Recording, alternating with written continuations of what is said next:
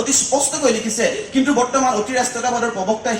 সেই ব্যাখ্যাখিনি গুৰুত্ব দিবলৈ নিবিচাৰে। মাননীয় অধ্যক্ষ মহোদয়, এইখনেই সেইখন ভাৰতবৰ্ষ যিখন ভাৰতবৰ্ষত কৃষিখণ্ডটো সম্পূৰ্ণৰূপে ৰাজ্যিক সূচী তালিকাত অন্তৰ্ভুক্ত হোৱাৰ পাছতো অনুচ্ছেদ 249 প্ৰয়োগ কৰি অতি ৰাষ্ট্ৰীয়তাবাদী শক্তিয়ে কেন্দ্ৰীয়ভাৱে খিলঞ্জীয়াৰ স্বাৰ্থৰ বিৰুদ্ধে খেতিৰ ওপৰত সিদ্ধান্ত গ্ৰহণ কৰে। মাননীয় অধ্যক্ষ মহোদয়, যদি আমি ৰাজ্যিক পৰ্যায়ত আলোচনা কৰোঁ তেন্তে গম পাম 1980 চনত অসমৰ পৰা উভতি গৈ MV কামাত চাহাবে ইলাষ্ট্ৰেটেড উইকলি অফ ইণ্ডিয়াত লিখিছিল নেগলেক্টেড আছাম নামৰ এটা প্ৰবন্ধ। তাৰ পাছত বহু যুগ বাগৰি গ'ল। যোজনা আয়োগৰ প্ৰাক্তন সদস্য আবিদ হুছেইন আৰু কলিকতাৰ CR ইৰাণীয়ে অসমত আহি ভাষণ দি থৈ গ'ল যে অসম এখন অৱহেলিত ৰাজ্য। মাননীয় অধ্যক্ষ মহোদয়, আজি সেইখন অসমৰ কথা কৈছো যিখন অসমত নাগৰিকত্ব সংশোধনীৰ পৰা আৰম্ভ কৰি EIA লৈকে এই খিলঞ্জীয়া বিৰোধী আইনসমূহ আমাৰ ওপৰত বলপূৰ্বকভাৱে জাপি দিয়ে অতি ৰাষ্ট্ৰীয়তাবাদী শক্তিয়ে। আজি সেইখন অসমৰ কথা কৈছো মাননীয় অধ্যক্ষ মহোদয়, যিখন অসমত বাঘজানৰ জুইকুৰা এফালে নুমাবলৈ আৰম্ভ কৰোঁতেই আনফালে দপকৈ জ্বলিবলৈ আৰম্ভ কৰে সাম্প্ৰদায়িকতাবাদৰ জুই। আৰু এই দুই জুইৰ অন্তৰালত প্ৰত্যক্ষভাৱে নহলেও পৰোক্ষভাৱে হাত থাকে অতি ৰাষ্ট্ৰীয়তাবাদী শক্তিৰ। সেইখন অসমৰ কথা কৈছো মাননীয় অধ্যক্ষ মহোদয়, যিখন অসমত ৰাজ্যই কেন্দ্ৰৰ পৰা বানপানী সাহায্যৰ নামত বিচৰা 2275 কোটি টকাৰ 1 পইচাও আদায় দিব নোৱাৰো বুলি কেন্দ্ৰই অলপতে ঘোষণা কৰিছে। মাননীয় অধ্যক্ষ মহোদয়, আজি হয়তো সন্মানী পক্ষৰ বিৰোধী পক্ষৰ বক্তাসকলে ক'ব যে অসমৰ ইতিহাসৰ সেই ব্যৰ্থ আঞ্চলিকতাবাদী ৰাজনীতিৰ কথা, কিন্তু তেখেতসকলে বৰ্তমান আমাৰ সময়ত অসমৰ ইতিহাসৰ এটা সফল খিলঞ্জীয়াৰ বিষয়ে চিন্তা কৰিব পৰা ৰাষ্ট্ৰীয়তাবাদী শক্তিৰ বিষয়ে উল্লেখ কৰিব পাৰিব নেকি? সেয়া আপোনাৰ জৰিয়তে তেখেতসকললৈ মোৰ পোনপটীয়া প্ৰশ্ন। মাননীয় অধ্যক্ষ মহোদয়, আজি হয়তো তেখেতসকলে আঞ্চলিকতাবাদৰ ভিত্তিত গঢ়ি উঠা অসমৰ সেই সামৰিক সন্ত্ৰাসবাদৰ কথা ক'ব পাৰে, কিন্তু তেখেতসকলে মাননীয় অধ্যক্ষ মহোদয় অসমৰ সেইসকল গাভৰু জীয়ৰী বোৱাৰীৰ বিষয়ে জানে নেকি যিসকলে মাননীয় অধ্যক্ষ মহোদয় অতি ৰাষ্ট্ৰীয়তাবাদী শক্তিৰ নামত ভাৰতীয় সেনা জোৱানৰ হাতত ধৰ্ষিত হৈ নিজৰ জীৱনৰ আটাইতকৈ মূল্যৱান সম্পত্তি হেৰুৱাব লগা হৈছিল। মাননীয় অধ্যক্ষ মহোদয়, আজি হয়তো তেওঁলোকে আঞ্চলিকতাবাদৰ জৰিয়তে সৃষ্টি হোৱা সেই বিচ্ছিন্নতাবাদৰ কথা ক'ব, কিন্তু তেখেতসকলে অতি ৰাষ্ট্ৰীয়তাবাদী সংখ্যাগুৰুৰ সাম্প্ৰদায়িকতাবাদৰ জৰিয়তে সৃষ্টি হোৱা সেই ফেচিবাদৰ বিষয়ে অৱগত হয় নে নহয়, সেয়া আপোনাৰ জৰিয়তে তেখেতসকললৈ মোৰ পোনপটীয়া প্ৰশ্ন। মাননীয় অধ্যক্ষ মহোদয়, মই আপোনাৰ জৰিয়তে বিৰোধী পক্ষৰ বক্তাসকলক আমাৰ সৈতে একমত হ'বলৈ অনুৰোধ জনাইছো। আৰু যদি ইয়াৰ পাছতো তেখেতসকলে আমাৰ সৈতে একমত নহয় তেন্তে নিৰ্ভীক সাংবাদিক পৰাগ কুমাৰ দাসৰ ভাষাৰে ময়ো ক'বলৈ বাধ্য হ'ম যে অতি ৰাষ্ট্ৰীয়তাবাদী শক্তিৰ বিৰুদ্ধে নিজৰ অঞ্চলটোৰ কথা চিন্তা কৰি আঞ্চলিকতাবাদৰ কথা কোৱাই যদি ৰাষ্ট্ৰদ্ৰোহ, তেনেকুৱা ভুৱা ৰাষ্ট্ৰদ্ৰোহৰ গোচৰত হাজাৰবাৰ দোষী হ'বলৈ মই প্ৰস্তুত আছো। ধন্যবাদ মাননীয় অধ্যক্ষ মহোদয়। ধন্যবাদ মনোজ কুমাৰ বৰুৱা, আপুনি সংবাদ বিধেয়কখন উত্থাপন কৰিছে নিজস্ব যুক্তি আৰু তথ্য। এতিয়া এই বিধেয়কখনৰ ত্ৰুটিসমূহ বিচাৰ কৰিবৰ কাৰণে বা বিধেয়কখনৰ বিৰোধিতা কৰিবৰ কাৰণে মই বিৰোধী পক্ষৰ দলপতি ৰাজু শৰ্মাক অনুৰোধ জনাইছো। নমস্কাৰ ছাৰ। অধ্যক্ষ মহাশয়, মহামান্য সদন, বিষয়বস্তুৰ গভীৰতালৈ যোৱাৰ আগে আপোনালোকক লৈ যাব বিচাৰিছো আজিৰ পৰা প্ৰায় 40 বছৰ আগলৈ অসমৰ 1985 চনৰ প্ৰেক্ষাপট। তেতিয়া অসমত গঠন হৈছিল অসমৰ প্ৰথমটো ৰাজনৈতিক আঞ্চলিক দল, যি আঞ্চলিক দলটোৰ নাম আছিল অসম গণ পৰিষদ। অধ্যক্ষ মহাশয়, আঞ্চলিকতাবাদৰ ঢৌ দি সেই আঞ্চলিকতাবাদে অসম গণ পৰিষদে অসমৰ আঞ্চলিকতাবাদক জয় কৰি হয়তো শাসনাধিষ্ঠ হ'ল। তেওঁলোকে সোণৰ অসমৰ সপোন দেখুৱাই মানুহক যি লাঞ্ছনা বঞ্চনা। অধ্যক্ষ মহাশয়, সাংসদ হেমবৰুৱাৰ কথা, যিগৰাকী হেমবৰুৱাই অসমৰ হৈ মাত মাতি এগৰাকী কেন্দ্ৰীয় মন্ত্ৰীক বহিষ্কাৰ কৰিবলৈ সক্ষম হৈছিল, পদত্যাগ কৰিবলৈ বাধ্য কৰা হৈছিল, সেইগৰাকী হেমবৰুৱাৰ কথা। অধ্যক্ষ মহাশয়, আঞ্চলিকতাবাদৰ পৰা আমি কি পাইছো? কেৱল মাত্ৰ আঞ্চলিকতাবাদৰ নামত এক লাঞ্ছনা বঞ্চনা, আৰু এই জাতিটো কিমানবাৰ লাঞ্ছিত হ'ব, কিমানবাৰ বঞ্চিত হ'ব এই আঞ্চলিকতাবাদৰ পৰা। আঞ্চলিকতাবাদৰ কথা কৈ মানুহে শাসনত বহাই থাকে, কিন্তু শাসনত বহাৰ পিছত এই ৰাষ্ট্ৰীয়তাবাদী শক্তিসমূহে আমাক যিমান অপমান কৰে, যিমান অপকাৰ কৰে, তাতকৈ বেছি কিন্তু এই আঞ্চলিকতাবাদী শক্তিসমূহে আমাক বেছি অপমান কৰা দেখা গৈছে, বেছি অসন্মান কৰা দেখা গৈছে। অধ্যক্ষ মহাশয়, সদায় দুটা পক্ষ থাকে, তেওঁলোকে আঞ্চলিকতাবাদৰ কথা কৈছে আৰু ৰাষ্ট্ৰীয়তাবাদৰ কথা কৈছে। অধ্যক্ষ মহাশয়, আমি দিল্লীয়ে কৰা আমাৰ প্ৰতাৰণাখিনি আমি নিশ্চয় মনত ৰাখোঁ, কিন্তু আমাৰ আঞ্চলিকতাবাদীৰ নাম লৈ যিখিনি শাসনাধিষ্ঠ হয় তেওঁলোকে আমাক যেনেদৰে প্ৰতাৰণা কৰে সেইখিনি কথা কিন্তু আমি কেতিয়াও মনত ৰখা নাই। অধ্যক্ষ মহাশয়, আমি চৰকাৰী পক্ষৰ সন্মানীয় সদস্যসকলক অনুৰোধ জনাইছো তেওঁলোকে যাতে অসমৰ অসমীয়া স্বাৰ্থত আঞ্চলিকতাবাদ পৰিহাৰ কৰি কেৱল জাতীয়তাবাদৰ কথা কওক, যি জাতীয়তাবাদে অসমৰ উন্নয়নৰ কথা ক'ব, যি জাতীয়তাবাদে অসমৰ ভাষিক সংস্কৃতি সুৰক্ষিত কৰাৰ কথা ক'ব। অধ্যক্ষ মহাশয়, ধন্যবাদ। অধ্যক্ষ মহাশয়, ধন্যবাদ মহামান্য সদন। ধন্যবাদ। এয়া আছিল আমাৰ চৰকাৰী পক্ষৰ সন্মানীয় সদস্য, বিৰোধী পক্ষৰ সন্মানীয় সদস্য ৰাজু শৰ্মা। আমি আমাৰ সদন পৰিচালনা সমিতিৰ বিষয়াসকলক অনুৰোধ জনাওঁ যে 2 মিনিট 30 ছেকেণ্ডত তেখেতসকলে এটা ৱাৰ্ণিং বেল এটা মাৰিব আমাৰ সদনৰ সন্মানীয় সদস্যসকলৰ সুবিধাৰ্থে আৰু 3 মিনিটত তেওঁলোকে চূড়ান্ত বেল অৰ্থাৎ ফাইনেল বেলটি মাৰিব তেতিয়া তেখেতসকলে গম পাব যে সামৰিবৰ হৈছে হ'বনে 4 মিনিট দি থোৱা আছিলে আমি এতিয়া অকমান হেৰি কৰিছো হ'ব ইতিমধ্যে আমি ঘোষণা কৰিছো এইবাৰ আমি আজি বিধেয়কখনৰ সপক্ষে নিজৰ বক্তব্য দাঙি ধৰিবৰ কাৰণে বৰ্ষা দত্তক অনুৰোধ জনাইছো বৰ্ষা দত্ত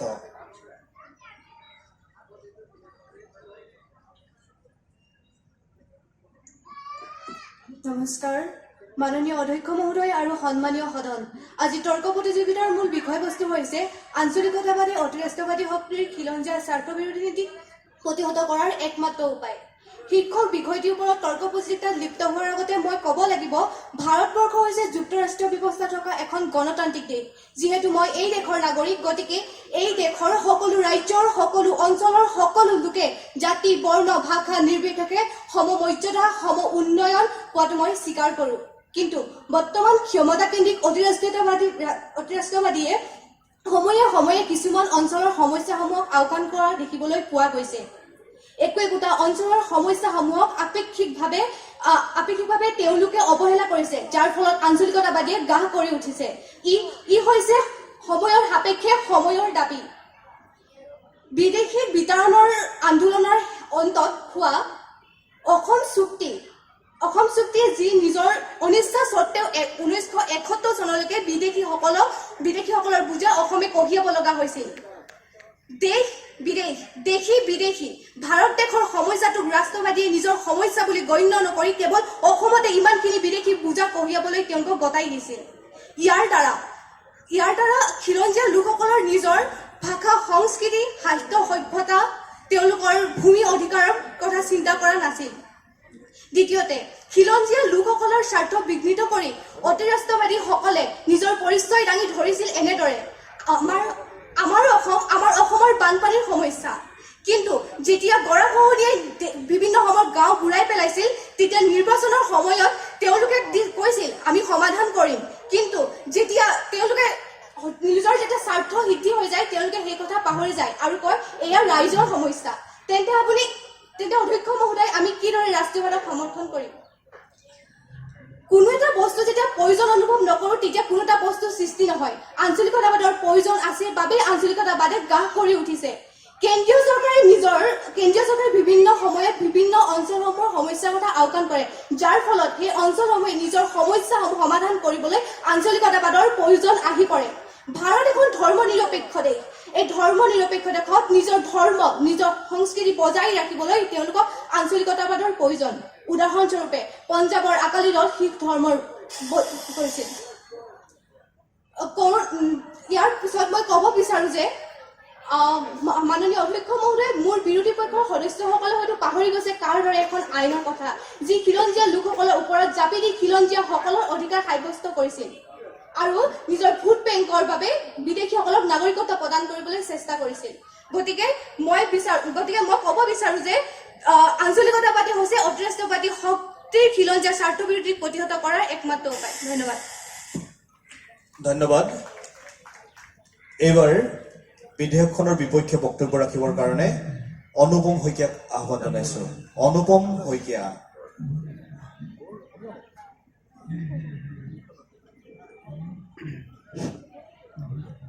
মাননীয় অধ্যক্ষ মহোদয় আৰু উপস্থিত সদন চিকমিকিয়া মানে শুন নহয় আৰু আঞ্চলিকতাবাদ মানে সৰ্বগুণ নহয় পোনপ্ৰথমে মই যদি তাহানি ভাৰতবৰ্ষৰ পৰা আৰম্ভ কৰোঁ চন্দ্ৰগুপ্ত মৌৰ্যই কৌটিল্যৰ সহযোগত সমগ্ৰ ভাৰতবৰ্ষখনক একগোট কৰি ৰাষ্ট্ৰৰ ধাৰণা আৰম্ভ কৰিছিল আৰু সেই সময়ত ভাৰত ৰাষ্ট্ৰ অৰ্থনৈতিক দিশত সামাজিক দিশত ৰাজনৈতিক দিশত এক যুগান্তকাৰী পৰিৱৰ্তন আহিছিলে আৰু সেই সময়ত ভাৰতৰ অৰ্থনৈতিক বা যিসমূহ দিশত অসুবিধাৰ সৃষ্টি হৈছিল সেই দিশসমূহত কিন্তু সুবিধাৰ এক বাৰ্তা আহি পৰিছিলে একেদৰে মই যদি অসমলৈ যদি ঘূৰি আহোঁ অসমতো কিন্তু চুকাফা আহি মৰাণ কছাৰী চুতীয়া বৰাকীক একগোট কৰি ক্ষুদ্ৰ জাতি সত্তাক বৃহৎ জাতি সত্তালৈ ৰূপান্তৰিত কৰিছিল আৰু অতি ৰাষ্ট্ৰীয়বাদী আদৰ্শৰে গঢ় দিছিল বৰ অসমৰ মাননীয় অধ্যক্ষ মহোদয় এই হাতখনত 5টা আঙুলি আছে এই 5টা আঙুলিৰ নিজা নিজা কাৰ্য বা বৈশিষ্ট্য আছে কিন্তু এই কাৰ্য বা বৈশিষ্ট্য থকা এই 5টা আঙুলিক যদি একগোট কৰোঁ তেন্তে ই এটা মুঠি হ'ব আৰু এই মুঠিয়ে অসাধ্য সাধন কৰিবলৈ পাৰে আনকি দুষ্টক দমনৰ বাবেও এই মুঠিৰ গুৰুত্ব অপৰিহাৰ্য মাননীয় অধ্যক্ষ মহোদয় একেদৰে আমি সৰুতে শুনা সেই সাধু কথাটো দেউতাকে এডাল লাঠি আনি পুতেককেইজনক লাঠিকেইডাল ভাঙিব দিয়া পুতেককেইজন লাঠিকেইডাল ভাঙি পেলালে কিন্তু কেইবাডাল লাঠি একগোট কৰি ভাঙিব দিয়া কোনো এজন পুতেকেও সেই লাঠিকেইডাল ভাঙিব নোৱাৰিলে আৰু এই নীতি শিক্ষাবোৰে আমাক তাহানিৰ পৰাই বুজাই আহিছে যে অতি ৰাষ্ট্ৰীয়বাদী বা ৰাষ্ট্ৰীয়বাদী আদৰ্শ বা গুৰুত্বৰ বিষয়ে জম্মু কাশ্মীৰত যিটো সময়ত জনসাধাৰণে অস্তিত্ব বিচাৰি ফুৰিছিল সেই সময়ত জম্মু কাশ্মীৰৰ জনসাধাৰণে ভাৰত ৰাষ্ট্ৰৰ মাজত সংযুক্ত হৈছিল আৰু এতিয়া ভাৰতৰ বিভিন্ন প্ৰান্তৰ তেজাল সৈনিক যুৱকে নিজৰ ৰক্তৰে জম্মু কাশ্মীৰবাসীক সুৰক্ষিত কৰি আহিছে তেওঁলোকৰ জীৱনক চাৰিওফালৰ পৰা তেওঁলোকক সুৰক্ষিত কৰি আহিছে আৰু মই মাননীয় অধ্যক্ষ মহোদয়ৰ যোগেদি সন্মানিত চৰকাৰী পক্ষৰ সদস্যসকলক সুধিব বিচাৰিছো যে অতি ৰাষ্ট্ৰীয়বাদে খিলঞ্জীয়াসকলৰ স্বাৰ্থক কেনেকৈ প্ৰতিহত কৰিছে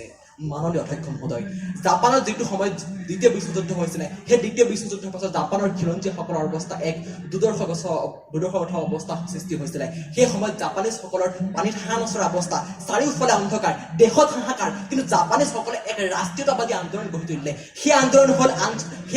বৈজ্ঞানিকীকৰণৰ সেই আন্দোলন হ'ল আধুনিকীকৰণৰ সেই আন্দোলন হ'ল কৰ্মহত্যাৰ আৰু এতিয়া জাপান বিশ্বৰ অন্যতম চহকী দেশ একেদৰে মই যদি জাপানৰ কাষতে থকা কোৰিয়াৰ কথা ক'বলৈ যাওঁ সেই কোৰিয়াৰ নিজৰ অস্তিত্ব বিচাৰি দুখন দেশত প্ৰয়োজন হৈছিল এখন হ'ল উত্তৰ কোৰিয়া আৰু এখন হ'ল দক্ষিণ কোৰিয়া আৰু এতিয়া সেই কোৰিয়াৰ জনসাধাৰণে বুকুৰ মাজত ভয় নামৰ শব্দ এটা লৈ জীয়াই থাকিব লগা অৱস্থাৰ সৃষ্টি হৈছে আমাৰ স্পষ্ট মত আমি শান্তি বিচাৰো ধ্বংস নহয় আমি প্ৰগতি বিচাৰো আশ্বাস নহয় আমি যুক্তি বিচাৰো অযুক্তি নহয় অমৰ্ত্য সেন আৰু জিন্দেজে এন আনচাৰ্টেন গ্লৰি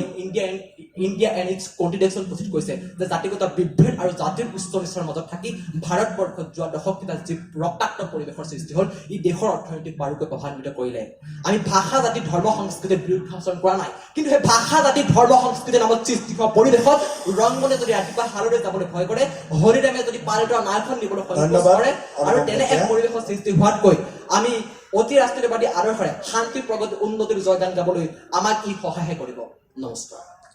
ধন্যবাদ এইবাৰ বিধেয়কখনৰ সপক্ষে বক্তব্য দাঙি ধৰিব মনিন বৰুৱা ফৰ দ্য মোচন মাননীয় অধ্যক্ষ মহোদয় প্ৰমুখ্য সন্মানিত সদন মাননীয় অধ্যক্ষ মহোদয় আমাৰ হয়তো মনত আছে সেই ব্ৰিটিছৰ উপনিৱেশিকতাবাদৰ কথা ব্ৰিটিছ সাম্ৰাজ্যবাদৰ কথা হয়তো আমাৰ সকলোৰে মনত আছে মাননীয় অধ্যক্ষ মহোদয় অতি ৰাষ্ট্ৰীয়বাদে অনেক যি শক্তি আমি ব্ৰিটিছ উপনিৱেশিকতাবাদৰ লগত তুলনা কৰিব পাৰোঁ যি সময়ত ব্ৰিটিছ উপনিৱেশিকতাবাদে ৰাষ্ট্ৰসমূহৰ ওপৰত উপনিৱেশিক শাসন চলাই ৰাষ্ট্ৰসংঘৰ ভাষা সংস্কৃতি বা ৰাষ্ট্ৰসংঘৰ সম্পদৰ ওপৰত যি ধৰণৰ নিয়ন্ত্ৰণ চলাইছিল ৰাষ্ট্ৰসমূহৰ জাতীয় আৱেগক যিদৰে জলাঞ্জলি দি তেওঁলোকে মষিমূৰ কৰিছিল সেই কথা হয়তো আমাৰ ভাৰতৰ ইতিহাসেই হওক সেই বিশ্বৰ ইতিহাসেই হওক কোনেও পাহৰিব নোৱাৰে অধ্যক্ষ মহোদয় অতি ৰাষ্ট্ৰীয়বাদী এক তেনে শক্তি যি ৰাষ্ট্ৰীয়বাদে কোনো ৰাজ্যৰ কোনো অঞ্চলৰ কোনো ভাষা সংস্কৃতি জনগোষ্ঠীৰ কোনো জাতীয় সমস্যাৰ প্ৰতি গুৰুত্ব নিদি কেৱল মাত্ৰ নিজৰ অস্তিত্ব বজাই ৰাখিবলৈ ৰাজনৈতিক ক্ষেত্ৰত তেওঁলোকৰ দীৰ্ঘ সময় যাতে বৰ্তি থাকিব পাৰে তেনে এক কাৰ্যপন্থা হাতত লৈ কিছুমান জাতি ধ্বংসী কিছুমান খিলঞ্জীয়া ভাষা সংস্কৃতি সমস্যাৰ ওপৰত গুৰুত্ব দিয়ে এনে কিছুমান আইন প্ৰণয়ন কৰিছে যিবিলাক আইনে প্ৰত্যেকখন ৰাজ্যৰ প্ৰতিটো অঞ্চলৰ প্ৰতিটো ভাষা জনগোষ্ঠীৰ ক্ষেত্ৰলৈ তেওঁলোকৰ ভৱিষ্যতৰ সেই প্ৰজন্মবোৰলৈ নমাই আছে দুহুৰামা নিশা গতিকে অধ্যক্ষ মহোদয় ইয়াৰ ওপৰত ভিত্তি কৰি মই আজি এই সদনৰ উপস্থাপিত বিষয় আঞ্চলিকতাবাদী হৈছে অতি ৰাষ্ট্ৰীয়বাদী খিলঞ্জীয়া স্বাৰ্থনৈতিক প্ৰতিহত কৰা একমাত্ৰ উপায় অধ্যক্ষ মহোদয় হয়তো আমি জানো শীতল যুদ্ধৰ পাছত আৰম্ভ হোৱা দুই মহাশক্তিৰ মাজত যি শীতল যুদ্ধ আৰম্ভ হৈছিল USSR কথা আমাৰ হয়তো জানো কিন্তু USSR 1991 চনত কিয় পতন হৈছিল সেইটো বিৰোধী পক্ষ বক্তাসকলে সেই তাত্ত্বিক কথাটো জনাই এইটোৱে গুৰুত্ব যে বিৰোধী পক্ষ বক্তাসকলৰ সেইটো কথা জৰুৰী কিয়নো অতি ৰাষ্ট্ৰীয়বাদী শক্তিয়ে যিটো USSR অৱলম্বন কৰিছিল তাৰ পৰিপ্ৰেক্ষিতত তাৰ যিবিলাক অংগ ৰাজ্য আছিল অংগ ৰাষ্ট্ৰ আছিল সেই ৰাষ্ট্ৰসমূহৰ ওপৰত যি তেওঁলোকে শাসন কৰিছিল আৰু এই শাসনৰ পৰিণতি 1991 চনত এখনকৈ অংগৰাজ্য ভাগ হৈ 16খন অংগৰাজ্যৰ ভাগ হৈ USSR পতন কৰাইছিল আৰু বিশ্বৰ ৰাজনীতিৰ পৰা USSR নামৰ এটা শক্তিক নাম নিচান উৰুৱাই দিছিল মাননীয় অধ্যক্ষ মহোদয় হয়তো বিৰোধী পক্ষসকলে বক্তাসকলে আমাৰ সেই 79 চনৰ সেই অসম আন্দোলনৰ কথা পাহৰি গৈছে হয়তো সেই অসম আন্দোলনত কি হৈছিল তেওঁলোকে সেইটো জনাটো জৰুৰী বিৰোধী পক্ষ বক্তাসকলক এইটো মই নিশ্চিতভাৱে কৈ দিছো যে যেতিয়া নেকি অতিৰাষ্ট্ৰীয়বাদী শক্তিয়ে কোনো ৰাজ্য কোনো অঞ্চলৰ ওপৰত কিছুমান নীতি অৱলম্বন কৰি যেতিয়া নেকি তেওঁলোকৰ ভাষা সংস্কৃতিৰ প্ৰতি তেওঁলোকে দূৰ অমানিশা নমাই আনে আৰু তেনেস্থলতে উৎপত্তি হয় জাতীয়তাবাদ খিলঞ্জীয়াবাদ আৰু সেই আঞ্চলিক খিলঞ্জীয়াবাদে আমি যদি অসম আন্দোলনৰ কথা অসম আন্দোলনৰ প্ৰেক্ষাপটলৈ যাওঁ অধ্যক্ষ মহোদয় তেতিয়া আমি দেখা পাম সেই সময় অসমৰ জাতীয় জীৱনত যি আঞ্চলিকতা প্ৰভাৱ পেলাইছিল আৰু তাৰ পৰিপ্ৰেক্ষিতত জন্ম হৈছিল অসম গণ পৰিষদ নামৰ এটা আঞ্চলিক শক্তি আৰু সেই আঞ্চলিক শক্তিয়ে প্ৰথম অৱস্থাত অসমৰ জাতীয়তাবাদৰ প্ৰতি তেওঁলোকে আদৰ্শ তেওঁলোকৰ মতভাৱ প্ৰকাশ কৰিছিল পৰৱৰ্তী সময়ত কিছুমান ৰাষ্ট্ৰীয়তাবাদী শক্তিৰ অস্তিত্ব লৈ কিছুমান ৰাষ্ট্ৰীয়তাবাদী শক্তিৰ আলাসত ডাঙৰ দীঘল হৈ আজি সেই স্বাৰ্থক জলদন দিলে অধ্যক্ষ মহোদয় মই সেই আঞ্চলিক শক্তিৰ কথা কৈছো যি আঞ্চলিক শক্তিয়ে কোনো ৰাষ্ট্ৰীয়তাবাদী বুকু নলয় যাতে নিজৰ জাতীয় সমস্যা নিজৰ জাতীয় স্বাভিমান খিলঞ্জীয়াসকলক আগৰ ৰাখি তেওঁলোকৰ কাৰ্য সম্পাদন কৰে ধন্যবাদ অধ্যক্ষ মহোদয় ধন্যবাদ সদন ধন্যবাদ এইবাৰ বিধেয়কখনৰ বিৰুদ্ধে বক্তব্য ৰাখিব উজ্জ্বল Dutta will speak against the motion.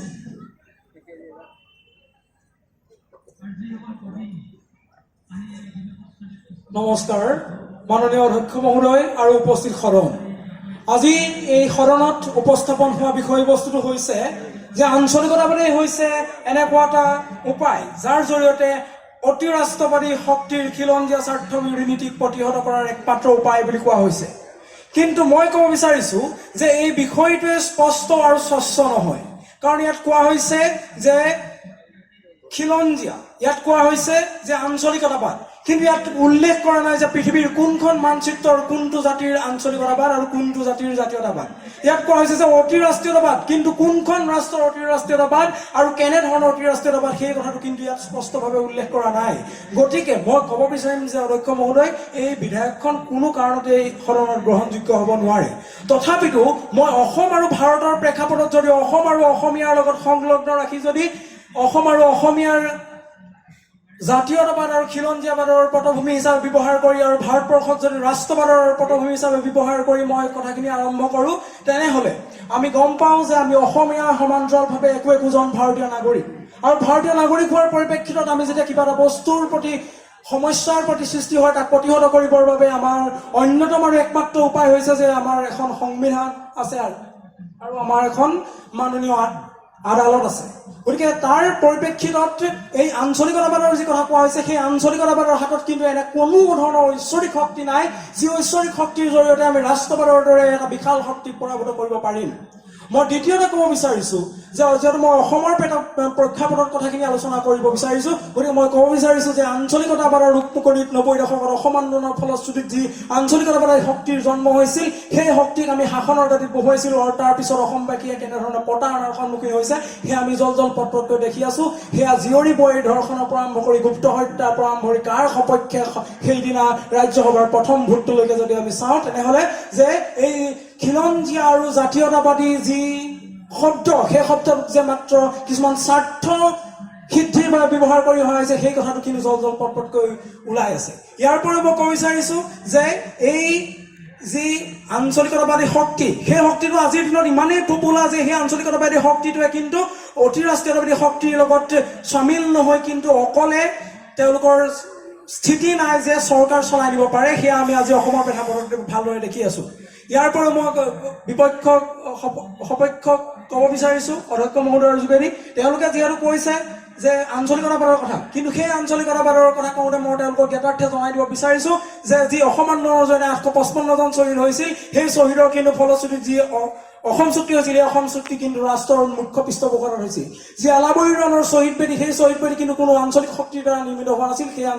সেই শ্বহীদ বেদী কিন্তু ৰাষ্ট্ৰই নিৰ্মাণ কৰিছিল গতিকে অধ্যক্ষ মহোদয় আমি ৰাষ্ট্ৰ হৈছে এনেকুৱা এখন দুৱাৰ দি জোৱাৰৰ জৰিয়তে এটা জাতিক প্ৰগতিশীল আৰু বিশ্বমুখী কৰি তোলাৰ স্বাৰ্থত সেই দুৱাৰেদি দুৱাৰস্থ হ'ব লাগিব আৰু সেই দুৱাৰেদি দুৱাৰস্থ হওঁতে এইটো নহয় যে জাতিটোৱে নিজস্বতাখিনি হেৰুৱাই পেলাব জাতিটোৱে নিজৰ ঐক্যখিনি হেৰুৱাই পেলাব গতিকে মই এইখিনিকে কৈ মোৰ যুক্তিখিনি সামৰিব বিচাৰিছো ধন্যবাদ অধ্যক্ষ মহোদয় ধন্যবাদ আমি সপক্ষ আৰু বিপক্ষ দুয়োটা দলৰ বাদানুবাদৰ পৰা বিতৰ্কৰ পৰা বিষয়টো এটা নিৰ্দিষ্ট গতি লোৱা অনুভৱ কৰিছোঁ আমি আশা কৰিছোঁ আৰু গভীৰ বিতৰ্ক হওক আৰু বিষয়টোৰ ওপৰত পুংখানুপুংখ আলোচনা হওক সেয়েহে মই চৰকাৰী পক্ষৰ পৰা নিজৰ বক্তব্য ৰাখিবৰ কাৰণে প্ৰাঞ্জল ডেকাক আহ্বান জনাইছোঁ I invite Pranjal Deka for the motion to speak for favor of the bill.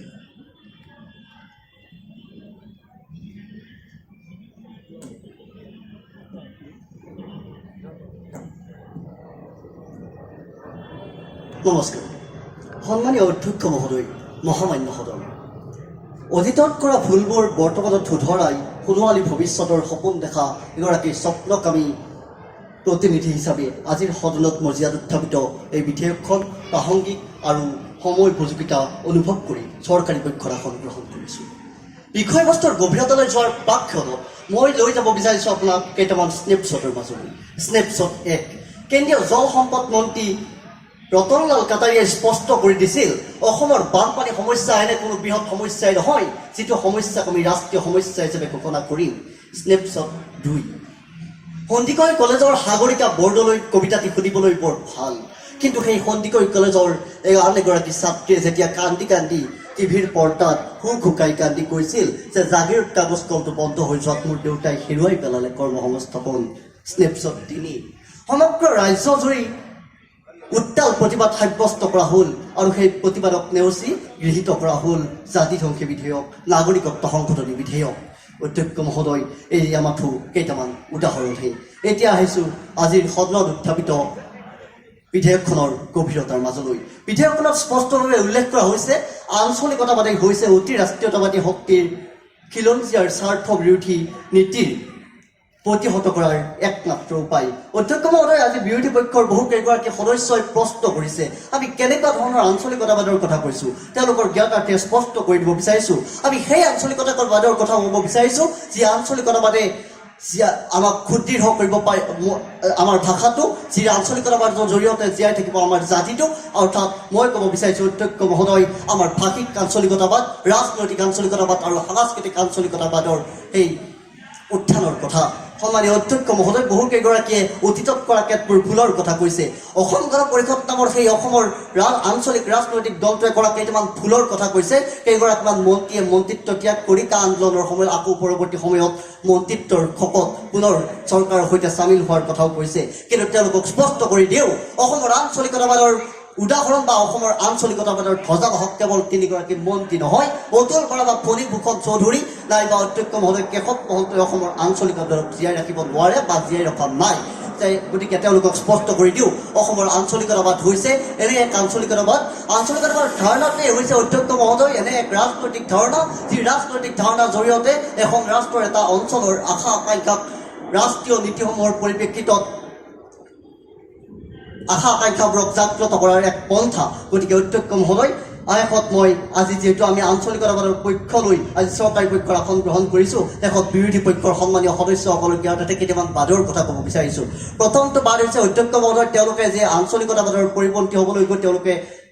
অতি ৰাষ্ট্ৰীয়তাবাদৰ সপক্ষত পথ পোষণ কৰিছে সেয়া হৈছে তেওঁলোকৰ এক প্ৰকাৰ হয়তো সুবিধাবাদ আৰু সুবিধাবাদ বুলি কোৱাৰ পিছতো যদি তেওঁলোকৰ কোনোবাখিনিত আক্ষেপ কৰিছে আৰু এটা বাদৰ কথা ক'ব বিচাৰিছোঁ সেয়া হৈছে অধ্যক্ষ মহোদয় বিষমবাদ সেইবাবেই আছে শেষত অধ্যক্ষ মহোদয়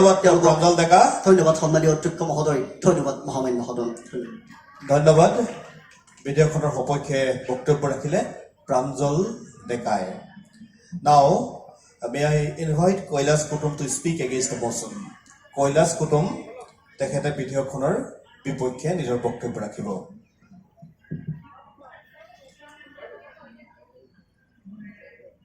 সন্মানীয় অধ্যক্ষ মহোদয় আৰু মহামান্য সদন সন্মানীয় অধ্যক্ষ মহোদয় ঘোঁৰা আৰু গাধৰ সংক্ৰমণৰ ফলত এটা নতুন জীৱৰ সৃষ্টি কৰা হৈছিল আৰু সেই জীৱটোৰ নাম আছিল খচ্চৰ আৰু যেতিয়া আমি খচ্চৰৰ উন্নয়নৰ কথা কওঁ তেতিয়া না ঘোঁৰাৰ উন্নয়ন হয় না খচ্চৰৰ উন্নয়ন হয় খচ্চৰৰ অনুৰূপ ধৰণে আজি চৰকাৰী পক্ষই আজি বিধেয়ক উত্থাপন কৰিছে যে সদনৰ মতে আঞ্চলিকতাবাদী হৈছে অতি ৰাষ্ট্ৰীয়তাবাদী শক্তিৰ খিলঞ্জীয়া স্বাৰ্থবিৰোধী নীতিক প্ৰতিহত কৰাৰ একমাত্ৰ উপায় ইয়াত দুটা শব্দ আছে প্ৰথমটো হৈছে যে অতি ৰাষ্ট্ৰীয়তাবাদ আৰু দ্বিতীয় হৈছে একমাত্ৰ উপায় প্ৰথম কথা হ'ল যে সন্মানীয় অধ্যক্ষ মহোদয় অতি ৰাষ্ট্ৰীয়তাবাদ বুলি কোনো শব্দ আজিলৈকে আমি হেমকোষত পোৱা নাই গতিকে এনেকুৱা এটা যিটো ভাষা আমাৰ সংবিধান যিটো আমাৰ হেমকোষত নাই অভিধানো নাই তেনেকুৱা এটা শব্দ আজি চৰকাৰী পক্ষই আহি উপস্থাপন কৰিছে গতিকে এই বিধেয়কখনৰ কোনো ন্যায়্যতা নাই আৰু দ্বিতীয় কথা হ'ল যে তেওঁলোকে বাৰে বাৰে কৈ আছে যে ৰাষ্ট্ৰীয়তাবাদী শক্তিৰ কথা যে তেওঁলোকক মই এটা কথা স্পষ্ট ভাষাৰে কৈ দিব বিচাৰিছোঁ ৰাষ্ট্ৰীয়তাবাদ মানে বিজেপি নহয় ৰাষ্ট্ৰীয়তাবাদ মানে RSS নহয় ৰাষ্ট্ৰীয়তাবাদ মানে কংগ্ৰেছ নহয় ৰাষ্ট্ৰীয়তাবাদ মানে হিটলাৰৰ ইহুদী নিধন নহয় ৰাষ্ট্ৰবাদ মানে আমি বুজি পাওঁ যে স্বামী বিবেকানন্দই যি গৌৰৱজল তীখা ভাৰতৰ বিশ্বৰ বুকুত মানচিত্ৰ জিলিকাই তুলিছিল আমি ৰাষ্ট্ৰবাদ মানে বুজি পাওঁ মহাত্মা গান্ধীয়ে যি একতাৰ দোলেৰে সমগ্ৰ ভাৰতবৰ্ষক এক কৰি স্বাধীন কৰি তুলিছিল ৰাষ্ট্ৰবাদ বুলি ক'লে আমি বুজি পাওঁ যে কালামৰ কথা যি কালামে আমাক বৈজ্ঞানিক পৰিৱৰ্তনৰ জৰিয়তে ভাৰতবৰ্ষৰ বিশ্বৰ বুকুত এখন শক্তিশালী ৰাষ্ট্ৰ হিচাপে প্ৰতিষ্ঠা কৰিলে মাননীয় অধ্যক্ষ মহোদয় যদিও অধ্যক্ষ মহোদয়ে উল্লেখ কৰিছে তথাপিও মই ক'ব খুজিছে যে তেওঁলোকে অতি ৰাষ্ট্ৰীয়তাবাদৰ সমৰ্থক হিচাপে ব্যৱহাৰ কৰে চুপ্ৰানেশ্যনেল শব্দটো হৈছে যে তাৰ অৰ্থ হৈছে যে সেয়া হৈছে আন্তৰ্জাতিক সংগঠন হ'ব গতিকে ক'ৰ অতি ৰাষ্ট্ৰীয়তাবাদ আৰু ক'ৰ আন্তৰ্জাতিক সংগঠন হ'ব গতিকে তেওঁলোকে এনেকুৱা ধৰণৰ এখন বিসংগতিপূৰ্ণ বিধেয়ক উত্থাপন কৰিছে যিখন বিধেয়কৰ কোনো ন্যায্যতা নাই মাননীয় অধ্যক্ষ মহোদয় আৰু এটা কথা তেওঁলোকে স্পষ্টভাৱে উল্লেখ কৰিছে যে একমাত্ৰ উপায় হয় মই সন্মত হ'লোহেঁতেন তেওঁলোকে যদি ক'লেহেঁতেন যে ৰাষ্ট্ৰবাদী শক্তিৰ খিলঞ্জীয়া বিধি নীতিসমূহ প্ৰতিহত কৰিবৰ বাবে আঞ্চলিকতাৰ এটা উপায় কিন্তু কেতিয়াও একমাত্ৰ উপায় হ'ব নোৱাৰে তেওঁলোকে যদি ক'ব বিচাৰিছে যে হেম বৰুৱা গোপীনাথ বৰুৱাৰ যদি তেওঁলোকে চিনি নাপায় যিসকল ৰাষ্ট্ৰীয় দলৰ সদস্য হৈ কিন্তু অসমৰ সমস্যাসমূহক লৈ কিন্তু তেওঁলোকে সংসদত সিংহৰ দৰে গৰ্জন কৰি উঠিছিল কিন্তু আপুনি যদি বিপৰীতে চাই যদি আপুনি যদি বীৰেন্দ্ৰ কুমাৰ বৈশ্যক চাই তেওঁ আঞ্চলিকতা দলৰ তেওঁ আছিল ৰাজ্যসভাৰ সাংসদ কিন্তু সেই আঞ্চলিকতাৰ প্ৰবক্তাই কিন্তু কাৰ সপক্ষে ভোট দি অসমক আজি এনেকুৱা ধৰণৰ এটা অৱস্থালৈ লৈ গৈছে মাননীয় অধ্যক্ষ মহোদয় সন্মানীয় চৰকাৰী পক্ষৰ এগৰাকী বক্তাই কৈছিলে যে EIA ইনভাইৰমেণ্টেল ইম্পেক্ট এছেছমেণ্ট এইখন হৈছে যে খিলঞ্জীয়া বিৰোধী মাননীয় অধ্যক্ষ মহোদয় ইনভাইৰমেণ্টেল ইম্পেক্ট এছেছমেণ্ট সেইখন খিলঞ্জীয়া বিৰোধী নহয় সেইখন প্ৰকৃতি বিৰোধী ইমানখিনিতো ন্যূনতম জ্ঞান থকাটো প্ৰয়োজন চৰকাৰী পক্ষৰ বক্তাসকলৰ মাননীয় অধ্যক্ষ মহোদয় তেওঁলোকে বাৰে বাৰে কৈ আছে যে অসম চুক্তিৰ কথা কৈছে অসম চুক্তিৰ বলত আমি আঞ্চলিকতাৰ কথা হয় আমি কি পালোঁ মাননীয় অধ্যক্ষ মহোদয় আপোনাক মই দুটা উদাহৰণ দিব বিচাৰিছোঁ অসম চুক্তিৰ ফচল আছিল অসম বিশ্ববিদ্যালয় আজি সেই অসম বিশ্ববিদ্যালয় অসমীয়া ভাষাৰ অস্তিত্ব নাই আৰু অসম চুক্তিৰ আন এক ফচল আছিল ব্ৰহ্মপুত্ৰ কেকাৰেন পলিমাৰ লিমিটেড আৰু ব্ৰহ্মপুত্ৰ কেকাৰেন পলিমাৰ লিমিটেডৰ যদি আপুনি যদি থলুৱাৰ নিযুক্তি চাই সেয়া হয়তো 1-2% হ'ব অৰ্থাৎ বাকী গোটেইখিনি নিযুক্তি হৈছে অসমৰ বহিৰাজ্যৰ পৰা গতিকে তেওঁলোকে কেনেকুৱা ধৰণৰ আঞ্চলিকতাৰ পোষকাৰ কৰিছে আমাৰ কিন্তু সন্দেহ আছে আমি শেষত এটা কথাই আমি আমাৰ বক্তব্য সামৰণি মাৰিব বিচাৰিছোঁ মাননীয় অধ্যক্ষ মহোদয়ে যে তেওঁলোকে কৈছে জাতীয়তাবাদৰ কথা কিন্তু মাননীয় অধ্যক্ষ অসমৰ প্ৰেক্ষাপটত যদি অসমৰ জাতীয়তাবাদ হৈছে ভাষিক জাতীয়তাবাদ কিন্তু ভাষিক জাতীয়তাবাদ উগ্ৰ জাতীয়তাবাদৰ কাৰণে আজি বড়োসকল আমাৰ মাজৰ পৰা আঁতৰি গৈছে কাৰ্বিসকল আঁতৰি গৈছে আৰু এনেধৰণৰ যদি আমি আগ্ৰাহী মনোভাৱ যদি আমি পোষণ কৰি থাকোঁ অনাগত দিনত কিন্তু অসমত কোনো অসমীয়া বুলি জাতি নাথাকিব ধন্যবাদ অধ্যক্ষ মহোদয় ধন্যবাদ সদন ধন্যবাদ এতিয়া আমি বিলখনৰ সপক্ষে বক্তব্য ৰাখিবৰ কাৰণে হেম্পি গগৈক আহ্বান জনাইছোঁ She will speak for the motion. মাননীয় অধ্যক্ষ মহোদয় তথা সদন আজি প্ৰস্তাৱিত সংসদখন আঞ্চলিকতাবাদী হৈছে অতিৰাষ্ট্ৰীয়বাদী শক্তিৰ খিলঞ্জীয়া স্বাৰ্থবিৰোধী নীতিসমূহক প্ৰতিহত কৰাৰ একমাত্ৰ উপায় আৰু মই ক'ব বিচাৰিছোঁ যে আঞ্চলিকতাবাদী হৈছে আৰু একমাত্ৰ উপায় যিহেতু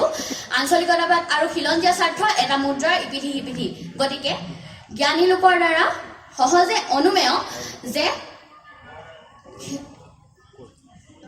আঞ্চলিকতাবাদৰ অবিহনে খিলঞ্জীয়া স্বাৰ্থ ভিত্তিহীন ৰাষ্ট্ৰীয়তাবাদ আৰু খিলঞ্জীয়া স্বাৰ্থ এটা সম্পূৰ্ণ ওলোটা সত্তা বিপৰীত সত্তা প্ৰয়োজনীয় সমতাৰ বাবে আৰু কিন্তু বৰ্তমান ভাৰতবৰ্ষৰ ৰাষ্ট্ৰীয়তাবাদে এনে এটা পৰ্যায় পাইছেগৈ যি আমি অতিৰাষ্ট্ৰীয়তাবাদ বুলি ক'ব পাৰোঁ আৰু ইয়াক আমি হিটলাৰী শাসন ব্যৱস্থাৰ লগত তুলনা কৰিলে হয়তো আমাৰ ভুল নহ'ব ইয়াৰ বাবে আমি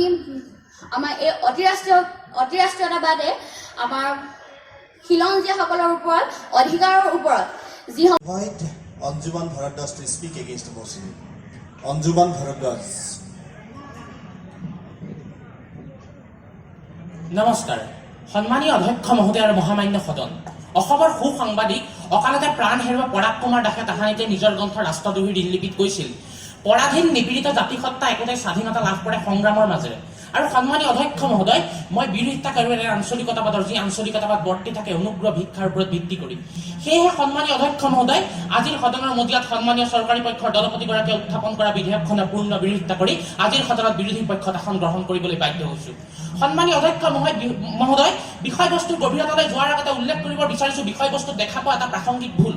সন্মানীয় অধ্যক্ষ মহোদয়, আজিৰ সদনত উত্থাপিত বিধেয়কখনত উল্লেখ আছে যে আঞ্চলিকতাবাদেই হৈছে অতি ৰাষ্ট্ৰীয়তাবাদী শক্তিৰ খিলঞ্জীয়া স্বাৰ্থবিৰোধী নীতি প্ৰতিহত কৰাৰ একমাত্ৰ উপায়। সন্মানীয় অধ্যক্ষ মহোদয়, আমেৰিকা যুক্তৰাষ্ট্ৰৰ 32তম ৰাষ্ট্ৰপতি ফ্ৰেংকলিন ডি ৰুজভেল্টে কৈছিল যে অতি ৰাষ্ট্ৰীয়তাবাদ মানে হ'ল কোনো এখন ৰাষ্ট্ৰ বা ৰাষ্ট্ৰগোটে অন্য এখন ৰাষ্ট্ৰক যাতে সামাজিক, অৰ্থনৈতিক, ৰাজনৈতিক, শৈক্ষিক আদি দিশৰ পৰা প্ৰভাৱ বিস্তাৰ কৰিবলৈ চেষ্টা কৰিব, তাক আমি ক'ব পাৰোঁ অতি ৰাষ্ট্ৰীয়তাবাদ। কিন্তু সন্মানীয় অধ্যক্ষ মহোদয়, ভাৰতবৰ্ষৰ দৰে এখন ৰাষ্ট্ৰত য'ত বিভিন্ন অঞ্চলত বিভিন্ন ভাষা-ভাষীৰ লোক, বিভিন্ন শাৰীৰিক আৱৰণ, বিভিন্ন খাদ্যাভাসৰ, বিভিন্ন সংস্কৃতিৰ লোকে বাস কৰে, তেনেকুৱা এখন দেশত সন্মানীয় অধ্যক্ষ মহোদয় অতি ৰাষ্ট্ৰীয়তাবাদৰ ধাৰণাটোৱে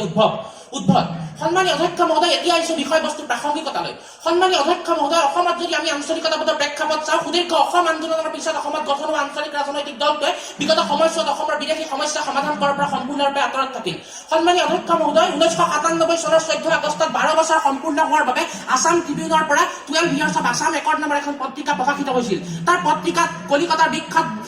ৰাজনৈতিক বিশ্লেষক doctor Ashis Bose the the Indian এক্সপ্ৰেছত প্ৰকাশ পোৱা এটা প্ৰবন্ধ পুনৰ প্ৰকাশ কৰিছিল। সন্মানীয় অধ্যক্ষ মহোদয়, তাৰ অসমীয়া ৰূপান্তৰণ ক্ষীৰোদ ভূঞাৰ দ্বাৰা এখন গ্ৰন্থত উল্লেখ আছে। তাত কৈছিল অসমৰ আঞ্চলিকতাবাদ নিজৰ পথৰ পৰা বিচ্যুত। সন্মানীয় অধ্যক্ষ মহোদয়, যিটো সময়ত অসম চুক্তিৰ 6 নং দফা কাৰ্যকৰীকৰণ সমিতিৰ বাবে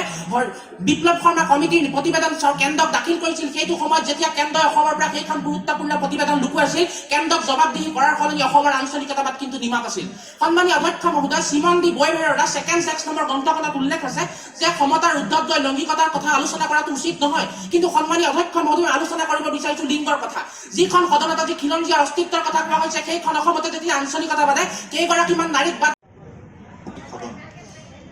মাননীয় অধ্যক্ষ মহোদয়, পোন প্ৰথমতেই মাত্ৰ 3খন ছবি আপোনাৰ সন্মুখত দাঙি ধৰিব বিচাৰিম। দুলিয়াজানত ট্ৰায়েল অৱৰোধ চলিছে, তাত 4জন মানুহ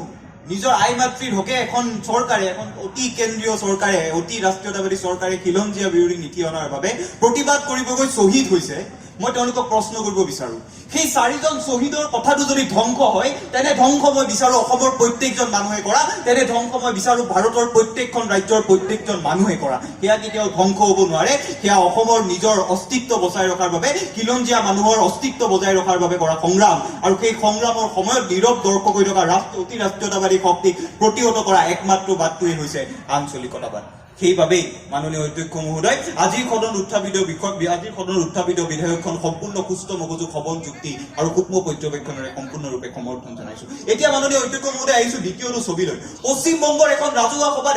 এটা ৰাষ্ট্ৰীয় দলৰ এগৰাকী ৰাষ্ট্ৰীয় সভাপতিয়ে ভাষণ দিছে। ভাষণত তেওঁ কৈছে, এখন আইন, যিখন আইনৰ বাবে তাৰ চুবুৰীয়া ৰাজ্য অসমত 5জনকৈ মানুহ শ্বহীদ হ'ল, তাৰ পাছতো একমাত্ৰ সেই ৰাজ্যখনত নিৰ্বাচন জয়ৰ বাবে তেওঁলোকে সেই আইনখন আনিব। তাৰ পাছতো অসহায় আৰু নীৰৱ হৈ থকা সেই চুবুৰীয়া ৰাজ্য অৰ্থাৎ আমাৰ মানুহখিনিৰ সন্মুখত থকা একমাত্ৰ বাটটোৱে হৈছে আঞ্চলিকতাবাদ। সেইবাবেই আজি সমৰ্থন জনাইছো আঞ্চলিকতাবাদক। ভাৰতৰ উত্তৰ ভাৰতৰ মাত্ৰ কেইখনমান ৰাজ্যক লৈ গঠিত এটা কাল্পনিক ধাৰণা, এটা ৰাষ্ট্ৰীয়তাবাদৰ কাল্পনিক ধাৰণা অসমলৈ টানি আনি যেতিয়া আমাৰ শংকৰদেৱক তেওঁলোকে বাবা শংকৰদেৱ বুলি কয়, যেতিয়া আমাৰ লাচিত বৰফুকন তেওঁলোকৰ বাবে হিন্দু বীৰ হৈ পৰে, তেতিয়া অসহায় আৰু নীৰৱ হৈ থকা মানুহখিনিৰ সন্মুখত থকা একমাত্ৰ বাটটোৱে হৈছে আঞ্চলিকতাবাদ। মাননীয় অধ্যক্ষ মহোদয়, অসম গণ পৰিষদৰ কথা তেওঁলোকে উল্লেখ কৰিছে। মই ক'ব খোজো চন্দ্ৰনাথ শৰ্মাৰ কথা, যি চন্দ্ৰনাথ শৰ্মাৰ দৰে 32 বছৰীয়া এগৰাকী যুৱকে তাহানিতে অসম সাহিত্য সভা, সদৌ অসম ছাত্ৰ সন্থাৰ দৰে মূল সংগঠনসমূহৰ বাবে সততা আৰু নিষ্ঠাৰে কাম কৰিছিল। যি এগৰাকী অসমীয়া যুৱকে তাহানিয়ে ভীমবৰ দেউৰীৰ দৰে যুৱকে গ্ৰুপিঙৰ বিৰোধিতা কৰি অসমক পাকিস্তানৰ অংগ হোৱাৰ পৰা ৰক্ষা কৰিছিল।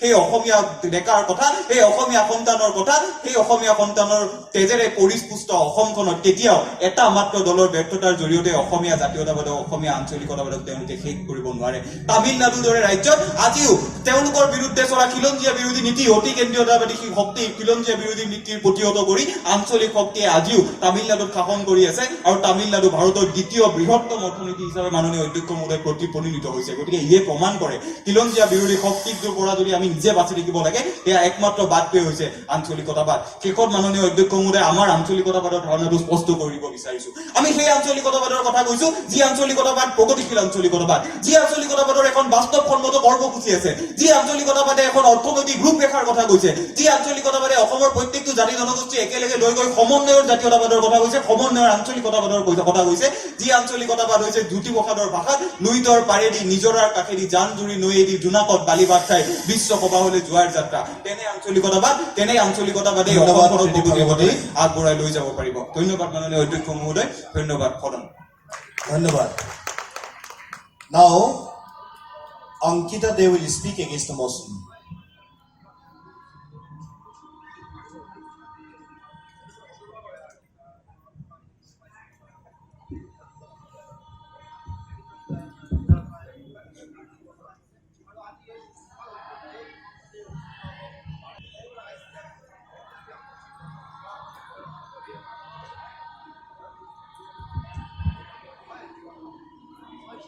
Good afternoon to the respected speakers, sir, and everyone present here.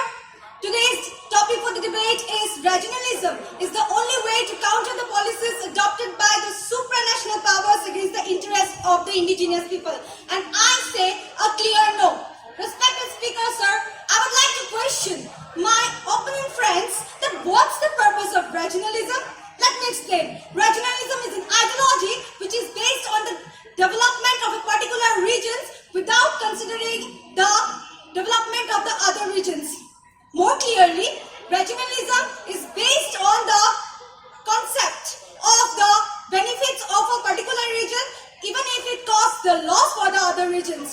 In this process, even the natural resources are not spared. Let it be water, there will be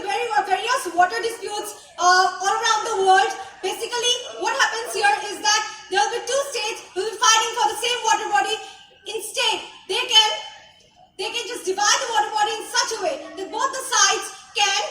gain the similar benefits out of it. But they won't do it because their regionalism won't allow them to do this. Respected speaker, sir, I would like to remind my opponent friends that the various secessionist movements that has taken part in our country, the very reason behind this were the regionalism. Let it be the movement of a separate Khalistan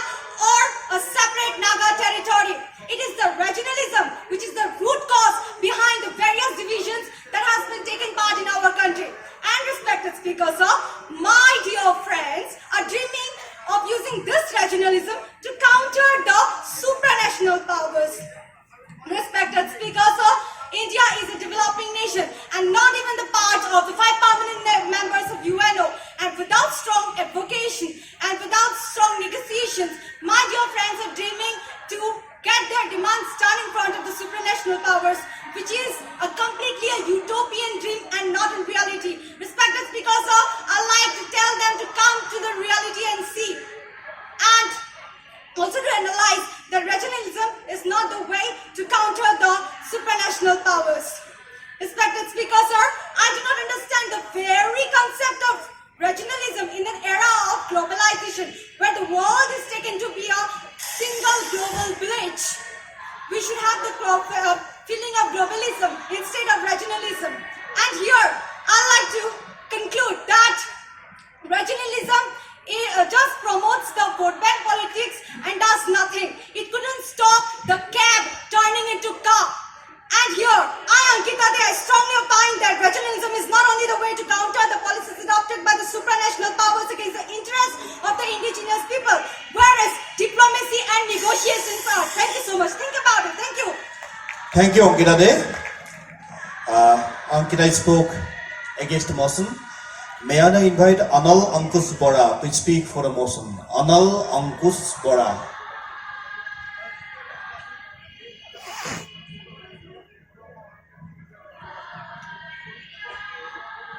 মাননীয় অধ্যক্ষ মহোদয় আৰু মহামান্য সদন,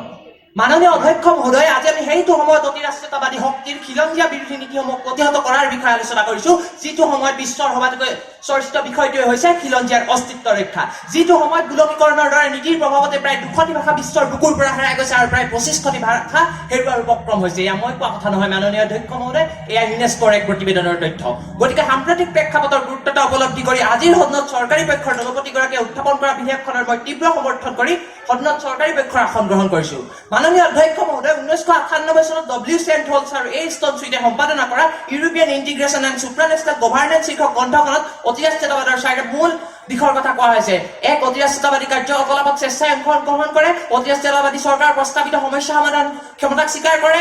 ৰাষ্ট্ৰীয় শাসনৰ ঊৰ্ধত আন্তঃৰাষ্ট্ৰীয় নীতি নিয়ম পালন কৰে আৰু সকলোতকৈ গুৰুত্বপূৰ্ণভাৱে গোলকীয় চৰকাৰ ব্যৱস্থাত অতিৰাষ্ট্ৰীয়তাবাদী শক্তিক সকলোতকৈ উচ্চ স্থানত চাব বিচাৰে কিন্তু আনহাতে আঞ্চলিকতাবাদ হৈছে এনে এক সবল ৰাজনৈতিক তত্ত্ব যি মূলতঃ অপ্ৰতিষ্ঠিত কোনো এক অঞ্চলৰ খিলঞ্জীয়া জাতি জনগোষ্ঠীৰ আবেগ অনুভূতি অভাৱ তথা সমস্যা সমাধানৰ সৈতে মাননীয় অধ্যক্ষ মহোদয় অৰ্থনৈতিক ক্ষেত্ৰত অতিৰাষ্ট্ৰীয়তাবাদীসকলে পোষকতা কৰে ব্যক্তিগতকৰণ তথা মুক্ত বজাৰ ব্যৱস্থাৰ দৰে কিছু নীতিৰ যাৰ ফলত সকলোতকৈ বেছি পৰিমাণে ক্ষতিগ্ৰস্ত হয় খিলঞ্জীয়া তথা ক্ষুদ্ৰ উদ্যোগসমূহ কিয়নো মাননীয় অধ্যক্ষ মহোদয় ইয়াৰ ফলত সৃষ্টি হোৱা মুক্ত প্ৰতিযোগিতাত বহুজাতিক কোম্পানীসমূহৰ তুলনাত বহু পৰিমাণে পিছ পৰি ৰয় খিলঞ্জীয়া উদ্যোগসমূহ আজি আমি উদাহৰণ ক'ব পাৰো আপুনি মই পিন্ধি থকা এই সাজ পোছাক জোৰত আমাৰ মাজৰ বহুতে হয়তো পিন্ধিছে লুই ফিলিপছৰ চাৰ্ট লেভিছৰ পেণ্ট কিন্তু কিমানজনে পিন্ধিছে পাট মুগা বা খাদী খদৰ কাপোৰ কিন্তু আনহাতে আঞ্চলিকতাবাদ হ'ব পাৰে কোনো এক অঞ্চলৰ খিলঞ্জীয়া লোকসকলৰ অৰ্থনৈতিক বিকাশৰ এক প্ৰধান অস্ত্ৰ আজি আমি ক'ব পাৰো এছিয়ান বা চাৰ্কৰ কথা যি মূলতঃ প্ৰতিষ্ঠিত হৈছিল দক্ষিণ পূব এছিয়া অঞ্চলটোৰ সামূহিক অৰ্থনৈতিক উন্নয়নৰ বাবে মাননীয় অধ্যক্ষ মহোদয় অতিৰাষ্ট্ৰীয়তাবাদী শক্তিসমূহে বহু সময়ত পোষকতা কৰে এনে কিছুমান নীতিৰ যি মূলতঃ প্ৰভাৱ পেলাই খিলঞ্জীয়া লোকসকলৰ মানৱ অধিকাৰ তথা মৌলিক অধিকাৰৰ ওপৰত আমি আজি ক'ব পাৰো নৰ্মদা বচাও আন্দোলনৰ কথা যি আন্দোলন হৈছিল মূলতঃ চৰ্দাৰ সৰোবৰ বান্ধৰ বিৰুদ্ধে যি বান্ধৰ ফলত সকলোতকৈ বেছি পৰিমাণে ক্ষতিগ্ৰস্ত হ'লহেঁতেন খিলঞ্জীয়া লোকসকল আৰু তেওঁলোকৰ মানৱ অধিকাৰ আৰু এই চৰ্দাৰ সৰোবৰ বান্ধ প্ৰকল্পক পুঁজি প্ৰদানৰ সিদ্ধান্ত গ্ৰহণ কৰিছিল বিশ্ব বেংকৰ দৰে অতিৰাষ্ট্ৰীয়তাবাদী শক্তিয়ে আৰু সেই সময়ত ইয়াৰ বিৰুদ্ধে সেই অঞ্চলৰ খিলঞ্জীয়া লোকসকলে প্ৰথমতে ক্ষুদ্ৰ অৱস্থাত আঞ্চলিকতাবাদী ভাৱধাৰাৰে পুষ্ট হৈ গঢ়ি তোলা আন্দোলনে শেষত নৰ্মদা বচা আন্দোলন ৰূপে বিশ্বব্যাপী পৰিসৰ লাভ কৰে আৰু বিশ্ব সম্প্ৰদায়ৰ হেঁচাত শেষত বিশ্ব বেংকে পুঁজি আবণ্টনৰ সিদ্ধান্ত বৰ্জন কৰিবলগীয়া হৈছিল যদিও এই প্ৰকল্পৰ কাম এতিয়াও বন্ধ হোৱা নাই কিন্তু এয়া আছিল খিলঞ্জীয়াবাদৰ জয় এয়া আছিল আঞ্চলিকতাবাদৰ জয় আৰু এয়া হ'ব এক সুন্দৰ উত্তৰ সেইজন বিৰোধী পক্ষৰ সেইজন সদস্য যিজনে প্ৰশ্ন কৰিছে কিদৰে অতিৰাষ্ট্ৰীয়তাবাদীসকলৰ খিলঞ্জীয়া স্বাৰ্থ বিৰোধী নীতিসমূহক আঞ্চলিকতাবাদে প্ৰতিহত কৰিব মাননীয় অধ্যক্ষ মহোদয় গতিকে আজিৰ সদনত এই কথা প্ৰমাণিত যে অতিৰাষ্ট্ৰীয়তাবাদীসকলৰ এনেধৰণৰ খিলঞ্জীয়া বিৰোধী নীতিসমূহ প্ৰতিহত কৰিবলৈ আঞ্চলিকতাবাদী হৈছে একমাত্ৰ উপায় গতিকে আজিৰ সদনত উপস্থিত বিৰোধী পক্ষৰ সদস্যসকলক অনুৰোধ জনাইছো যে আপোনাৰ নাক কাটি সতিনীৰ যাত্ৰা ভংগ কৰাৰ চেষ্টা কৰাতকৈ আহক আমি সকলো একেলগ হৈ হাতে হাত ধৰি এক সবল এক শক্তিশালী এক আপোচবিহীন আঞ্চলিকতাবাদ প্ৰতিষ্ঠাৰ আগবাঢ়ি যাওঁ যি আঞ্চলিকতাবাদ হ'ব খিলঞ্জীয়াৰ মূল অস্ত্ৰ যি আঞ্চলিকতাবাদ হ'ব খিলঞ্জীয়াৰ মূল ৰক্ষা কৱচ ধন্যবাদ মাননীয় অধ্যক্ষ মহোদয় ধন্যবাদ মহামান্য সদন ধন্যবাদ এইবাৰ বিলখনৰ বিপক্ষে নিজৰ বক্তব্য ৰাখিবৰ বাবে সোলাংকি গগৈক আহ্বান জনাইছোঁ অধ্যক্ষ ডাঙৰীয়া আৰু মহামান্য সদন অধ্যক্ষ ডাঙৰীয়া মই সন্মানীয় চৰকাৰী পক্ষৰ দলপতিগৰাকীক প্ৰশ্ন কৰিব খুজিছোঁ যে কিয় আজি এইখন বিধেয়ক সদনৰ আগত উপস্থাপন কৰিবলগীয়া হ'ল এইখন বিধেয়ক তেওঁ সদনৰ আগত উপস্থাপন এই কাৰণে কৰিবলগীয়া হ'ল কাৰণ বৰ্তমান ৰাষ্ট্ৰৰ যি এক জাতি এক নেতা আৰু এক ধৰ্মৰ যি গাড়ীত থকা ৰাষ্ট্ৰীয়তাবাদী শক্তিয়ে আমাৰ অসম বুলি লেৰেলা সাদৰ দেখুৱায় আৰু তাৰ পিছ মুহূৰ্ততে অসমৰ সমস্যাৰ প্ৰসংগ উত্থাপন হ'লে তোমাৰ অসম বুলি কৈ মুখখন ঘূৰাই দিয়ে তেতিয়া আমি উপলব্ধি কৰিবলৈ বাধ্য হওঁ আঞ্চলিকতাবাদৰ প্ৰয়োজনীয়তা যেতিয়া আজিৰ পৰা 3টা দশক পূৰ্বে অসমত সংগঠিত হোৱা ইতিহাসৰ বৃহত্তম গণ আন্দোলনৰ ফচল অসম চুক্তিৰ ৰূপায়ণৰ যোগেদি অসমৰ খিলঞ্জীয়াক সাংবিধানিক সুৰক্ষা কৱচ দিয়াৰ প্ৰসংগ উত্থাপন হয় আৰু তেতিয়া ৰাষ্ট্ৰীয়তাবাদী শক্তিয়ে উদাসীন মনোভাৱ বাৰে বাৰে প্ৰদৰ্শন কৰে তেতিয়া আমি বুজিবলৈ বাধ্য হওঁ আঞ্চলিকতাবাদৰ অপৰিহাৰ্যতা আৰু মাননীয় অধ্যক্ষ মহোদয় এনেবোৰ দিশ চালি জাৰি চাই আমি প্ৰতিবাৰে এটা কথা উপলব্ধি কৰিবলৈ বাধ্য হওঁ যে এইখন অসমত বা এইখন ভাৰতত ৰাষ্ট্ৰীয়তাবাদী শক্তিয়ে খিলঞ্জীয়াৰ স্বাৰ্থৰ প্ৰশ্নটো সদায় আগ্ৰাসী মনোভাৱেৰে কেৱল দমন কৰিবলৈ বিচাৰি আহিছে আৰু সেইবাবে এইখন অসমৰ বুকুত এইখন ভাৰতৰ বুকুত ৰাষ্ট্ৰীয়তাবাদী শক্তিৰ হাতত খিলঞ্জীয়াৰ স্বাৰ্থ মুঠেও সুৰক্ষিত নহয় আৰু সেইবাবে সেই ৰাষ্ট্ৰীয়তাবাদক আমি অতিৰাষ্ট্ৰীয়তাবাদ হিচাপে অভিহিত কৰি আজি সদনৰ মজিয়াত যিখন বিধেয়ক উত্থাপিত হৈছে এই বিধেয়কৰ সপক্ষে আসন গ্ৰহণ কৰিবলৈ বাধ্য হ'লো মাননীয় অধ্যক্ষ মহোদয়, মই যদি অসমৰ প্ৰেক্ষাপটত এই বিধেয়কখনৰ বিভিন্ন দিশ আমি আলোচনা কৰোঁ তেনেহ'লে আপুনি দেখা পাব স্পষ্টভাৱে যে অসম ভাৰতবৰ্ষৰ অন্যান্য প্ৰান্তৰ লগত যি কুকুৰাৰ ডিঙিৰে সংযুক্ত হৈ আছে, এই অন্যান্য প্ৰান্তৰ তুলনাত অসমৰ কিন্তু জনগাঁথনিগতভাৱে হওক বা ভৌগোলিকভাৱে হওক যথেষ্ট পাৰ্থক্য আছে, আৰু সেই পাৰ্থক্যৰ বাবে অসমৰ উন্নয়নৰ বাবে কেতবোৰ পৃথক ব্যৱস্থা লোৱাৰ প্ৰয়োজন আছে, যিবিলাক ব্যৱস্থাই অসমৰ সমবিকাশ আৰু সম উন্নয়নৰ প্ৰসংগটো বাস্তৱায়িত কৰিব। কিন্তু তাৰ পৰিৱৰ্তে কেন্দ্ৰত শাসনত থকা ৰাষ্ট্ৰীয় শক্তিয়ে প্ৰতিবাৰেই উন্নয়নৰ নামত আমাৰ অসমৰ সম্পদ আৰু অসমৰ ঐতিহ্যক কুঠাৰাঘাত যেতিয়া কৰে তেতিয়া আমি ভাবিবলৈ বাধ্য হওঁ ভাৰতবৰ্ষৰ এই প্ৰান্তক ৰাষ্ট্ৰীয় পৰ্যায়ত শক্তিশালী ৰূপত উপস্থাপন কৰিবৰ বাবে এটা আপোচবিহীন কণ্ঠৰ প্ৰয়োজনীয়তা কিমান। মাননীয় অধ্যক্ষ মহোদয়, যেতিয়া আমি যদি চাই পঠিয়াওঁ 1979 চনৰ পৰা 85 চনলৈ সংগঠিত হোৱা অসম আন্দোলন, এই অসম আন্দোলনত 855 জন তেজাল যুৱকে বুকু পাতি বুলেট লৈ আমাক দি গৈছিল অসম চুক্তি, আৰু যি অসম চুক্তিত উল্লেখ আছিল 1971 চনৰ 24 মাৰ্চৰ সময়সীমা বিদেশ শিক্ষা দিবৰ বাবে। কিন্তু সেই সময়সীমাক নস্যাৎ কৰি যেতিয়া ৰাষ্ট্ৰীয়তাবাদী শক্তিয়ে 2014 চনলৈকে ধৰ্মৰ ভিত্তিত কেৱল ভোট বেংক সুৰক্ষিত কৰাৰ স্বাৰ্থত নাগৰিকত্ব দিব খোজে, তেতিয়া আমি উপলব্ধি কৰোঁ ৰাষ্ট্ৰীয়তাবাদী শক্তি আমাৰ বাবে কিমান সজাগ। আৰু মাননীয় অধ্যক্ষ মহোদয়, যেতিয়া অসমৰ বাবে কোনো বৰঙণি নথকা এজন ব্যক্তিৰ নামেৰে অসমৰ স্কুল কলেজ ৰাজপথ অথবা কাৰ্যালয়ৰ নাম ফলক ভৰি পৰে আৰু অসমীয়া জাতীয় জীৱনৰ যুগনায়ক স্বৰূপ অসমীয়া জাতীয় জীৱনৰ খনিকৰ শংকৰদেৱ হৈ পৰে বাবা শংকৰদেৱ, তেতিয়া আমি উপলব্ধি কৰোঁ অসমৰ খিলঞ্জীয়াৰ স্বাৰ্থ সুৰক্ষিত কৰাৰ বাবে আঞ্চলিকতাবাদৰ প্ৰয়োজনীয়তা কিমান। আৰু সেইবাবে মই সন্মানীয় বিপক্ষ দলৰ সদস্যসকলক অনুৰোধ জনাম, আমি এক প্ৰগতিশীল আঞ্চলিকতাবাদৰ যোগেদি অসমক আগবঢ়াই নিয়াৰ বাবে আজি এই বিধেয়কখন সমৰ্থন কৰোৱা হওক আৰু আমি আহোদনত এই বিধেয়কখন গৃহীত কৰোৱা হওক। ধন্যবাদ অধ্যক্ষ মহোদয়। ধন্যবাদ শ্ৰীযুত লিগিৰা আপোনাৰ বক্তব্যৰ বাবে।